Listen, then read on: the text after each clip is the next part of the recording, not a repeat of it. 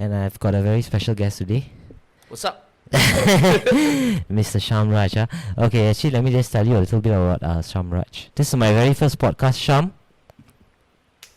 Shyam, thank you. Thank you for actually supporting. First podcast. Okay, so Shyam basically has been involved in the entertainment business in Singapore, in the US, India, Malaysia.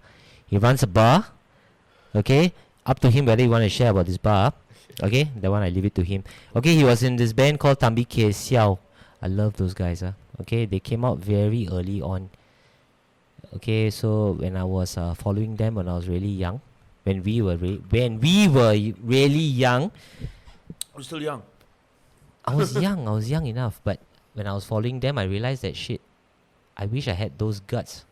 I wish I had the guts to actually be like them. You know, to be funny, to be entertaining, but at the same time to be very musically inclined. Okay, so I didn't have the guts to put up myself out there. Musically inclined because you taught me how to play the guitar. I thought. So we better be musically We shall talk about that. We shall talk about that later on. Okay, so anyway, Tambi Ke Siao, their CNN label, 25 most influential. Okay, he was in another band called Withered 3. Then after that, he was in Lula the Magic Queen. Incidentally, that was also my brother's band. Really long story. We shall talk about that another time.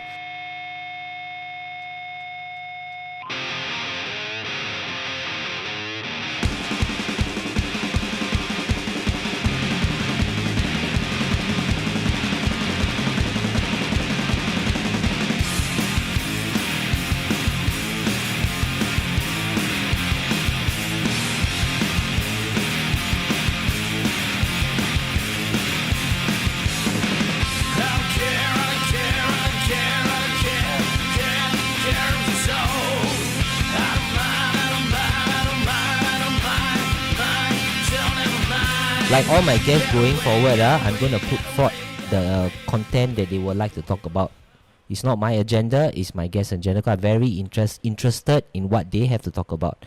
Okay, Shyam, you have been involved in the music industry for 20 years. Hell yeah. 20 fucking years, man. Yeah. It's about the same time I have been involved. I mean, of course, we had lots of bands and nonsense. But what has it been like for you so far? Bro, it's been a roller coaster. I don't think I've hit the mark of where I want to be, you know. Neither have I played any of the biggest shows in Singapore. Okay. I don't think so. Maybe Singfest, that's about it, you know. But I think if you are going to ask me as a spectator of the music scene, you know, or someone that has organized a lot of fucking shows in my bar, yep, right? I think our music industry has changed tremendously, brother. You know, it's not what it, and it's not for the better. It's not for the better. You know, I've actually seen the demise of our music industry, of our music scene, lah. You know, I don't know whether you want to say we have an industry. Maybe we do. Yeah, we compose corporate jingles and things like that. But do you remember in Youth Park? Yeah, you're going in in memories that I'm very passionate about, but go on. Yeah. Talk to me. Back in those days where in Youth Park you can go every Sunday. And that's where I actually met a lot of friends as well. So you just, hey, my best friend Karan, right? I met him in Youth Park, not because we planned to meet or something. Yep. We just both happened to be there and we struck a conversation and the rest is history. But you could go out on a Sunday. My point is you can go out on a Sunday. You can go to Youth Park and there's such a vibrant scene down there. And I'm not just talking about one genre. I'm talking about a mix of genres playing on the same stage. And everybody is there. You know, you have like 100 kids there. And they're appreciating everything. They're just having a really good time. It's like Sunday's party day for rockers. Yeah. You know, and then after that we moved on to smaller underground shows. Yep. You know, where Sunday was a party day as well. You know, there was Black Hole, or there was Gas House, or there was, you know, some fucking place, bro. Yep. And like right now, if you want to actually go and see a show, you got to like really, even with the advanced technology that we are holding in our hands, it's so hard to find a gig where you have a mixed genre and people really having fun, bro. Yep. It is so clean. It is so filtered, you know. I don't like it, to be personal. True. Sham, actually, I'll be very honest with you. Yeah. I have seen musicians over the years. Mm. I'm a musician myself. Yeah. Okay, but I'll be honest with you. The reason why you feel what you feel and I feel what I feel, Yeah. and where I'm is a segue to where I want to talk right now, right? You Yeah. are the very few guys, right? Mm-hmm. I would actually pay to watch. Thank you, bro. I've seen where it's not about being a good musician. I spoke to my brother about it, the last band that you were part of. Lula, the Magic Queen. Lula the Magic Queen. Fucking kick-ass band. Yes. So I told my brother this. I said that, Gary, I've seen, my brother's name is Gerard, but of course we call him Gary at home. I said, Gary, you have seen lots and lots of fucking good musicians. It's one thing to be a good musician. It's one thing to be a rock star. I have seen musicians, I've seen frontmen, I've seen singers, I've seen guitar players. Good is good. They don't have that rock star quality that I look for or that I am attracted to. Thank you. But I see it in you. Thank you, buddy. You know, because you know why? I'm on the show. You have a certain level. Yeah, you are no, you're not in a show because you have a certain. I'm just. You have a certain level of unpredictability that I like. I don't know what it is. I've never seen it in Singapore musicians. Singapore musicians are very safe. Oh, I am a jazz musician. I'm a blues musician. I'm playing, note for note. Everything. Also, thank you. Thank you. My band is this and this. I would like to thank the organizers. Yes, I know. But I've seen you go on stage a few times. I don't know what to expect. Am I gonna get a Shyam Raj that is going to, or am I? Yeah, I don't know. But that kept me excited. And I have seen Robert Plant on stage. I get that same feeling. I've seen Ian Gillan on stage from Deep Purple. Yeah. Seen lots of prominent bands that have come to Singapore. And I get that feeling. But when I see you, I also get that same feeling. Because I don't know what to expect. Thanks. And that unpredictability, it just makes me like, what is Shyam Raj going to say, going to do? I'm so excited to see. And there was a certain level of, wow, this guy, he is in his zone. He is really ready to make sure he's going to have fun. Whoever that's listening to him is going to have that same fun. I've never seen it in musicians live, except from, of course, the established ones. But a Singaporean musician, I'll be honest with you, I don't talk shit. If you're a piece of shit, you're a piece of shit. I do, like, I really am so touched to hear that. Like, really it means a lot. Like hearing something like that means a lot. Yep. And for me, I have seen a few musicians who are that rock star quality, lah, bro. They have that level of performance in them where it's unpredictable, or you just are in awe of them. Actually, one of them, I've always talked about this girl. Her name is Rachel Lu. She sings for this band called the Stone Roses. Man, this girl can fucking belt like Robert Plant. And like when she performs, it's like, I don't know what she's gonna do next. Okay. Is that thing, what note she's gonna hit, or is she gonna go soft, And then there are so many musicians out there, like fuck, man, off the top of my head, Sunny Velu is another one. Yeah. 100%. Yep. Sunny Velu is one of them. Fucking solid ones. The band M Terrible as well. Fucking great. Moving into this next question. Okay, compared to the regional scene, I've been to Thailand, I've been to Malaysia. I've been to Malaysia. Oh, Malaysia's fucking good, bro. Exactly. I've been to Indonesia. The Singapore music scene, my opinion, is stagnant. Okay? Man. Can you expand on that? Or do you disagree? I find it stagnant. Yeah, I mean, I think it's very fucking stagnant. Okay. No doubt. I mean, I'm talking about the original music scene, those that come up with original songs, not those that are playing top 40s or whatever. Fucking stagnant. Why? Because there are so much rules and limitations and limitations set to venues, that we can play. I think everyone's playing on the safe line whenever they play a show, and because we don't really have places to tour, we are hoping for that one YouTube hit, or because we hear more of foreign songs on the radio Mm. as compared to local songs. We Yep. don't have an identity. We always want to be 100%. like whoever we are listening to. Yep. Whoever's top of the charts. Oh, some band is going to pop out and just be like them. Yep. You know, we idolize people that we don't recognize our own selves. Mm. You know, I think that's a very, very big problem that we have. And I think there was one band, bro. B Quartet. I don't know if you remember them. No. They had a fucking identity. The Singapore band? Yeah, fucking identity, bro. Okay. Fucking identity.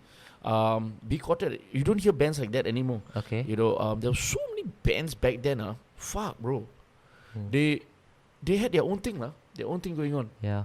And it's a shame because if they were in another country, Yeah. they'd be massive. Correct. You know. But what is it that doesn't make these bands massive in Singapore? Okay. I'll be honest with you. Have we seen a lot of good Singapore bands? I have. I have. But do we remember any of them? I remember B Quartet. Okay, you only remember B I Quartet. remember. I'm sure that's not the only good Singapore band. No. I remember the Suns. Okay. Not because Sunny is my cousin, but Okay. dude, the guy was fucking good. The whole Okay. band was fucking good. Okay. You know. Dude, off the top of my head, it's hard to just name all these bands out, right? And spill them out. You know, but Plain Sunset, fucking good as well. Fucking good as well. You know. And then there were some metal bands here and there, you know, that were really outstanding. But there was only a certain level of success that the band would get before they feel jaded and they just stop it. They Correct. just stop music. Correct. But that's the thing I was struggling to think. You know, I've been trying to ask myself this question, bro. It's not enough to be good. Yeah. It's not enough to be good. There is some X factor that we need to have, Singapore bands or band needs to have for us to remember them. To remember them, bro, I tell you honestly, to be able to remember a band, right, is very hard. Even if you throw me overseas also, I watch a band because the reason why it's so hard to remember a band in Singapore especially is because all of them fucking sound the same. Okay. Go on. They all sound the Expand fucking on that. same. They all sound the same because you go to a gig and everyone and it's a like-minded genre gig. You don't have a mixed genre. So you're hearing like 5 or 6 bands that probably have the same fucking influence. Yep. They all sound the fucking same. Maybe one band will stand out to be like that best of those of the genre lah. Yep. You know? But other than that, they all sound the fucking same. Okay. You know, they got practically like riffs that are about the same. you know, and they have influences that are the same. It boils back to how we idolize what we hear on radio or what we hear on the charts, but we don't have an identity of our own. Okay. I'm not saying like, you know, throw in some... Bro, have you been to India?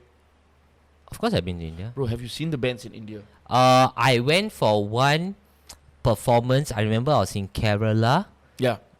Yeah, I was in Cochin or something. There Yeah. was like, they set up some stage in some school. It was just outside the school. I was like, I saw the amount of people that actually came down. I was quite surprised lah. They were playing some pop rock and then they had this metal band. Yeah. It was nice because I've never seen like those fans, right, the way they were interacting with the band, right. I was like, shit, I don't see that in Singapore at all. Yeah, You know? that's one thing. You know, and the other thing is that the bands in India, right, there's this band called Live Band, Live Band. What's up with the accent? No, that's it. A live band. Yeah, live band. Dude, like they're like amazing band. Okay, live band. I mean, and Okay. then there is Aviel. There's Yeah, Taikudam Aviel. Bridge. There's Yeah. a lot of bands from India, right, bro? Yep. And they have their own culture in their fucking music. Okay. They have another band called what? Sita Rock. I don't know, it's Rockstar Sita. I don't know, whatever lah. You know, Sita Metal. I don't know, bro. But they actually take the Sita and they fucking are jamming out to metal. Yeah.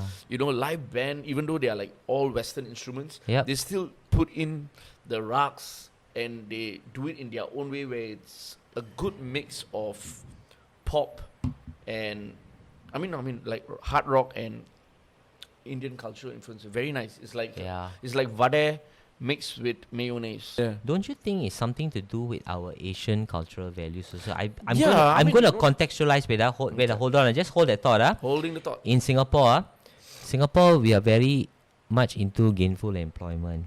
We want gainful employment. We want to be employed. Our parents, since very young, get a job, CPF contribution. Fucking 100%. You read that thought from my head. Yep. I was actually thinking, right, why do musicians always give up so easily in Singapore? It's because we are led to believe that, okay, by the time you are 30 years old, you better have found a girl, get married, have a good, stable job. How are you going to balance all of that with wanting to be a rock star, bro? Exactly. You know, to be a rock star, there's a lot of sacrifices. Don't mind I pick up this call, I think. No problem. We have something called CPF. We have something called getting a job, gainful employment. As Singaporeans, this is something that has been fed to us since we were very young. Certain jobs, as much as it is very exciting being an actor, being a musician, so and so forth, we're always going to ask ourselves this question. I myself have fallen victim to it. CPF. Does your job give you CPF? Does your job give you stability? Correct. I have been I have fallen victim to this because number one, I always wanted to be a musician, but this was something that was ingrained in me since very young. No fault to my parents, no fault to my teachers, nothing. But it's just the culture in Singapore. We are always told since we were very, very young in primary school, secondary school, from the schools, from the teachers, from TV, from our parents, is you have to find a job. You know, you have to buy a house when you get married, CPF, you have to contribute for CPF and things like that. So I don't know whether those things that we heard since we were kids, did it influence us? No, 100%, bro. Like, I don't think it's so much about things that we hear as kids, but as how life evolves. As life evolves, you know, expectations are you get a house by then, you get a wife by then, you have kids by a certain age. You know, there's a route that has all these little flags and check marks that, all right, you're at this point of time. Can you give me your live passport? Let me check. Yeah. Yep. Okay. Tick. Okay. Good. You're good to go. Oh, if you don't, you know, you're in trouble, bro. You know, and so a lot of people, because you know, to be a musician, guys, it is not the easiest journey. You know, you really have to make the sacrifices in doing tours, and if you want to go all fucking out, right, all the way out, right, you have to be prepared to not have much family time. You have to be prepared. Girlfriends? That comes naturally, man. Lots of them. Okay, lots of them, but I don't think you can sustain a relationship. Yeah, you can't sustain a relationship, that's for sure. Yeah, so basically no. You know, but at the same time, you know, you will also feel that life is catching up on you. Is it worth it? Because to be honest, you don't see money making original music. You only get the satisfaction of playing in a show and like so many people and they're moshing and cheering you on. That's the only repayment that you get, lah. Yeah. You know, in Singapore. Yeah. You know, and I think around the world too, there's a lot of bands who are trying to make it, and it's only that maybe top 10% or 1%, I don't know, lah, that actually break through and become fucking big, lah. You realize that to be a musician, A lot of you have to go sacrifice. through a struggle. Yeah. The political situation in a country plays a part. Of course, the poverty that you are experiencing plays a part. If you look at all the great musicians, right? Okay, let's look at Led Zeppelin, Black Sabbath. These were all musicians that grew up in the era after the war. You know, things were very unstable, you know. Plus, we are looking at the feminist revolution where women were suddenly women were suddenly getting back to work. If you notice, right, music from the 50s and 60s, I thought this is something that you triggered on me. You remember that we had music like Blue Moon, you had me standing alone. Very music that was very happy. If you notice that not? But once we went to the 60s and the 70s, suddenly there was a lot of anger. You know? Well, I mean, to the best of, not to the best of my knowledge, you know, from what I think back in the 60s, there was, it was like the jazz period. Correct me if I'm wrong, you know? So there was a time where anything that was like bluesy or sad was not the rich man's music. They wanted to go to a lounge, they wanted to go to a big ballroom and Yeah. just feel happy and rich. Yeah. Right? So that was the in thing, Yeah. jazz music. And so you had the birth of all these fucking great singers. Mm. You know, and of course you had like lots of bands that came out during that time as well. They were fucking like, you know, the Penguins. Yes, correct. You know, Yeah. a cappella groups because of the lack of technology, Correct. right? And then we went to the 70s, the Vietnam War, Drugs. drugs. But for those of you who are below 18, I totally... Mothers, do not let them buy alcohol. Invention of the distortion pedal. Okay. So my question is this: was it the drugs? Was it the lack of female attention, the anger, the feminist movement that came Nah, about? man. Nah. I No. think I personally think I think it was the drugs. I think it was the fucking war. The Vietnam War, the World War the Two. war, right, came about, and that sparked a lot of anger in people. Okay. You know, From men lah, because the music that we are into, right, basically I mean, is male dominated. It's male dominated lah. You know, then after the hippie movement came about because of, you know, that the combination of all of these things. Mm. And then of course, yeah, drugs were. I think drugs were always available in the States, Yep. but I think it just became more mainstream because the hippies kind of celebrated themselves actually fucking taking drugs Okay. and wanted the world to know that, hey, look, I'm high on shit, Yep. you know. And then it became this thing where you had all these fucking bands pop out. Mm. The rebellious fucking guys came out and, like, you know, they just started doing their thing. Mm. And what happened was you started getting music that was rebellious. You know, blues came back, but in terms of blues rock, you know, Led But- Zeppelin. Was it the rebellion? Was it the rebellion, the reason to rebel, the reason to Yeah, be angry? I think so. I think music always takes a shift in its sound every 10 years, maybe. Okay. Every 10 years, maybe. What do you think? Yep. Like, you think about it, we had the 60s, which was all about the a cappella doo-wop shit. And then after that, it came to the 70s, where we have people like Jefferson Airplane, you know, Janis Joplin, and Okay, wait, hold your thought. Yeah. After the war, the 50s, the 60s, it was a rebuilding period. Everybody was very politically correct. Okay, we just completed the war. You know, we are done with World War II. We are all, you know, everybody should love each other. Blah blah blah blah blah. Music was happy. Women were women. Women stayed at home. There was still the you know the what you call it, family, where you had the man, the husband, the provider, and of course the woman who supported him. Fair enough. But it came to the 70s, right? It was 20 years after the war. Okay, okay, things were still shitty, and women were already asking Women. certain questions, Yeah. you know, about equality and things like that. And if you notice, right, the music also became misogynistic. The music that we actually like, Led Zeppelin. Soul of a woman was great at below. Okay? Yeah. So I had a girl. and in Donna was her It's got a name. good voice. You know?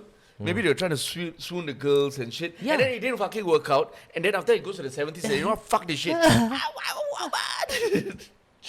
Exactly. You know? So I think I don't know, man. Okay, look, every genre has like their own fucking. So you're telling me, yeah, maybe, you know, bro. Maybe, you know, you think about it. 60s, it was all about positive Yeah. vibrations. Okay, that means everything that's coming out of your radio is all good vibes. But maybe there were one or two of those guys that came out with the sad songs. Yeah. Hey, man, dude, Tom Jones did it, bro. Yeah, correct. Delilah. Yeah. He Yeah. talked about killing his fucking girl, Yeah, bro. correct. Tom Jones fucking did it. And then after that, we went on to the 80s, where it was party time. Fuck the 80s, man. I hate 80s music. You know, you had party time, high Yeah. kicks, spandex, Yeah, big yeah. hair, sprays. You know? Fuck. Yeah! Everyone, because that came out from Robert fucking Plant. Yep. Robert Plant came down there and did all that, and guys were like, oh my god. So if guys can sing like that, it's not that bad. Okay. And it's fucking cool. And technology advanced again. We got cleaner distortion signals. We had more effects to fuck around with, Yep. you know.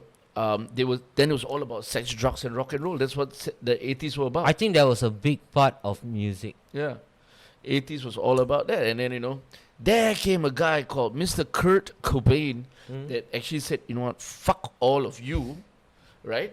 Fuck all of you.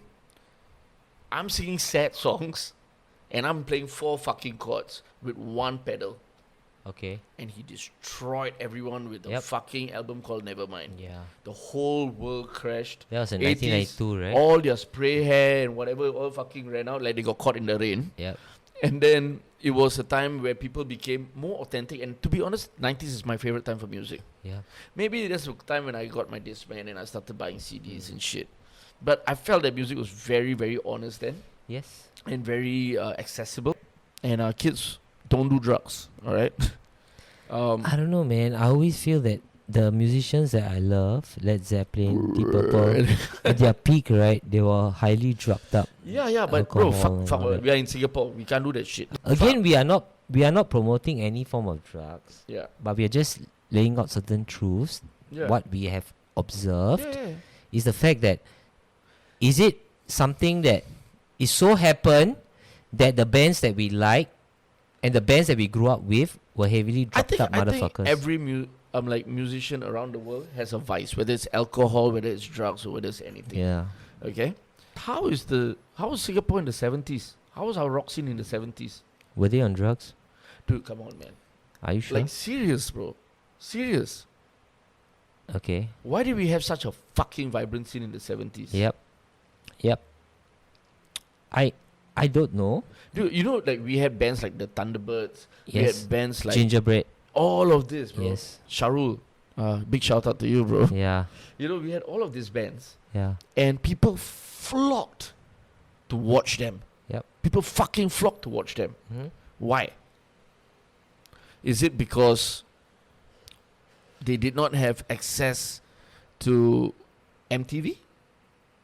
Is it because radio played more or even balance of local music and Western music? Is it because it was a community? I don't know. I remember I had an uncle who was in the Gingerbread. Then I had uncles, and my dad also was sharing with me in the 70s, right? Singapore Badminton Hall. They used to have like big gigs and all that. Everybody is going to be, Like they felt like rock stars, right? They Like it felt was like Bay rock Beats stars. every fucking day, right? It was rocks. It was Rockstar 101. Everybody is like Every day, climbing on like fences and things like that, just to get a glimpse of the band. Wow. That was the fucking show. 70s. My cousin also was telling me his dad was actually playing in the 70s and all that, and his dad was actually telling my uncle, like, it was my godpa, passed on already. So he was sharing to my cousin. He was saying that during the 70s, right, you have no idea, Singaporeans were so supportive of the local music Yeah, scene. 100%. It's crazy for Singaporeans and for Singapore. What are the benefits of having a music scene in Singapore? I mean, we are so rich already. Yeah.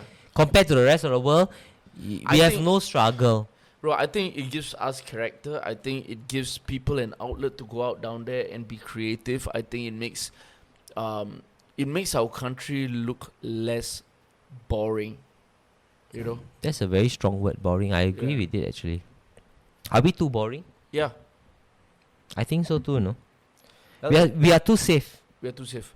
I mean, in the sense where music is concerned, there's so many red lines that we can't cross. Yep. I think that to be able to be on the Singapore radio, there's so many red tags and red lines that we can't cross. To play in a venue that the government had made for local musicians, there's so many fucking red lines and red tags. Yep. And regulations. Oh my god. So we are just too safe. Yeah, and then when we decide to do DIY shows, I don't know, something happens. I want to ask you about another question, bro. A lot of the musicians right now during COVID, Yep. what are they doing? Actually, that's one of the questions we want to talk about. How can we support the local music scene during this pandemic? Okay, so we have a bunch of musicians. Of course, we talk about creatives. I always talk about musicians. I talk about creatives. People who are very creatively inclined, the creatives. Now, during this pandemic, I am very unhappy because the pandemic, in terms of, maybe it's the situation. Yep. Again, Singapore government, well done. Okay, the COVID situation, 100%. But I'm just wondering, the people in the creative industry, the musicians especially, what the hell are they doing now? Bro, okay, so the government is giving subsidies, like compensation, like 50% if I'm not wrong, to musicians. Hear this out, who are registered to a CPF account. That means they must have a company. Okay, they must have a company, and if their company is registered with ACRA and they are contributing CPF, Okay. they get 50% Okay. reimbursements All right. from the government. If let's say I'm a musician Yep. that is playing from venue to venue Yep. and just getting a check from the venue Yep. every time I play. That means I'm a solo artist. I come down there, I play $200. They give me $200. After I finish this gig, I go to the next gig, and that all amounts to make maybe 20 shows a month, whatever lah. I don't get reimbursed for that shit because I have no CPF contributions. Yeah. Would you, as a musician, go and register your band as a company, okay? Then whoever's in your band member, among your band members, give them paychecks. Would you go through the whole process? Yeah. Do you Exactly. think a lot of musicians actually do that? I No. don't think so, bro. No. I don't think so. Because when you are a creative, everything is very organic. You know, everything is very organic. To go through the process, you pay me for what I am worth. Maybe if I'm a theatre house, I would Yeah. do that. Maybe if I was a classical, like an orchestral piece or what, I need to do some shit because it is a business, what. But don't you tell me that this is not a business to everybody that's Just first. that is playing 5 days a week, you know, and buying milk for their house, lah. Don't tell me that's not a business for them. That's still something they put. It's still a job, lah. You know. But then, if you're going to go to NEC or whatever and ask them how do these fellas survive, they say, oh yeah, they can take up a course and they get paid like what? I don't know how much. Miserable amount. You know, for sitting down and watching the course about digital marketing and shit. So I feel bad for these musicians because a lot of them actually have ended up going to do things like driving Grab. Yep. You know, Hey, these are our guys. When we say musicians, we're also talking about, we have been in it. And our friends, bro. But you know, we are not musicians in the sense where we musicians, we play 5 days a week. Yep. We are Okay. not. We are not. I understand. You know, we are not them. And kudos to them because they have kept our scene so vibrant. Yeah. Look at the bars now, bro. You go to the bars, you know how fucking dead it is, you know. Yep. Fucking boring. But it's a pandemic situation. Yeah, and the right? whole thing about no music allowed in bars and all that because it's going to spread the virus faster. Yeah, whatever, those are like the going to a reasons library, honestly. Okay. You know, well, library with alcohol is pretty cool. Yeah. So I think that a lot of these musicians right now have resorted to driving Grab, and I feel very bad for them because they actually have shitloads of talent.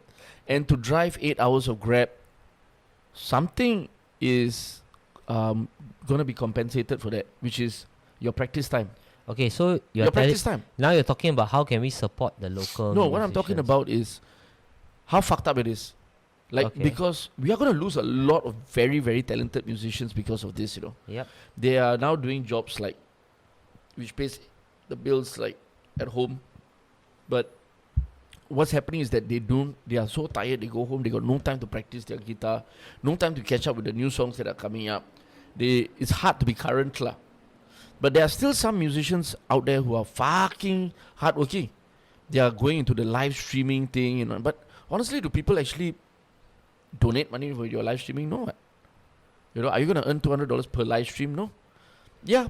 If you're going to ask me, has there been a good side that turned out? It has forced our musicians in Singapore to be more technologically advanced in the current world. Yep. They now know how to do live streaming. Yeah. They now know how to market themselves better on social media. Yep. They do more things to be remembered. Yep. So yeah, it has forced them to be Yeah. to step into a new dimension. But I'm just really worried for this pandemic and the musicians, because one, if this coronavirus thing and the laws don't get lifted up, what's going to happen to them? Okay. So how can we support them? Well, we can, for starters, in a very, very small way, whenever they put out some content that is actually good, share it.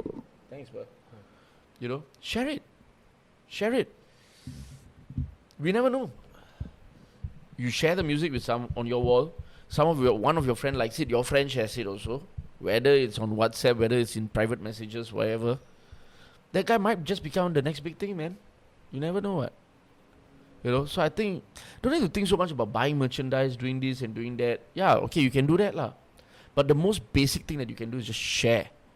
And I think that's a fucking problem that we have as well. Okay. Among the people that we know, among the friends that we know. We don't share shit. Why is it so hard for us to share another local musician's art? Are we so Western oriented that the optics matter to us? Optics in the sense? We want to see a Lane Staley. We want to see a Led Zeppelin. We want to see a Jimi I think Hendrix. the whole world, bro. I think the whole world wants to see the next idol that's gone. But if he looks like us, how? Oh, yeah, that's a problem. Exactly, right? Yeah. Do you think, like, it doesn't matter to me? To me personally, it doesn't matter. No, it doesn't. If a Tan Tock Seng or Arumugam or Muhammad Saleh is the next Jimmy Page, I am 100% in. Yeah. It doesn't matter to us, I think, but I think it matters to a lot of people. No, I just think they're not ready for it yet. Because it's always been, it's just like, you are staying in a room that is painted black all the time. And I'm suddenly going to take you out from that room after 10 years and throw you in a room that's painted pink. It's going to be hard to adjust. I think so. For a while. You still got to, you either say it's very refreshing, or you're either going to say, I'm not used to it, it's weird. Fuckers like us, right, we don't care. We are all about the music. You can Yeah. look, you can sound. Okay, not sound. But man, can I tell you something? Yeah. I got to be honest on here. Yeah. When William Duval took over Alice in Chains, Lane Staley's position, Yeah. I found it hard to adapt. Not because he's a fucked up musician. Actually that was not even because he's black. It's just that Alice in Chains was always that Scott Weiland junkie vibe. Yeah. Yeah. Skinny guy. Yeah, I understand. Got nothing to do William with race. Duval was too high energy. Correct. So that's a different situation. I'm not talking about, because that situation was this. The If William original Duval was- band member passed on. There was a certain optics. There was a certain image that was already established for many years. Now, so I can understand the William Duval situation But because actually not really. it's a new musician, because it will happen to any band also. Okay, look- For example, Metallica. Tomorrow, James Hetfield. Funny. Very weird. It's weird, what? Like a new band was going to come. Yeah. And the frontman was Indian and he totally rocked it out. Or the Indian, frontman Chinese, was Asian. Chinese, Asian. Yeah. Would you dig it? Exactly. Let us know in the comments below. Yeah. Sham, Yo! we've gone through our 9 questions. Now come to the 10th segment. The 10th, it's not a question, it's a thing. It's called Get It Off Your Chest. You can share or ask whatever you wish for in this segment. Get it off my chest. I want to say that, guys, please bring back the spirit of youth fucking pop. Please organize more mixed genre gigs, and everyone should turn up and have a fucking clean party. I think that share more things local. That means, when the thing comes out on social media, someone is doing a podcast like him, or you have a friend that is putting out some work of art. Don't just look at it and throw a thumbs up. Thank you for that, that's great. But sharing is everything. Sharing is caring. And what else? Yeah, man. Just come out of your fucking bubble. Come out of your fucking bubble.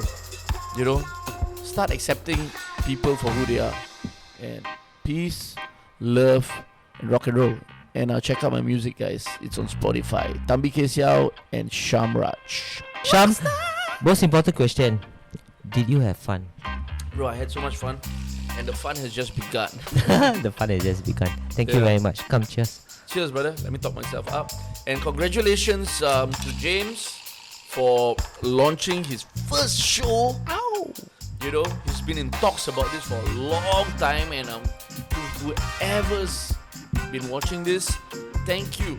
You know, that's a form of support too, you know. You didn't skip the video, so thank you. I know we talked a lot, but that's what this show is about, you know. Non-scripted. It's something that it's very, very down to earth, like both of us. So if you had fun, contact James and be on the show, man. Thank you, Sham. Cheers. Cheers. Done.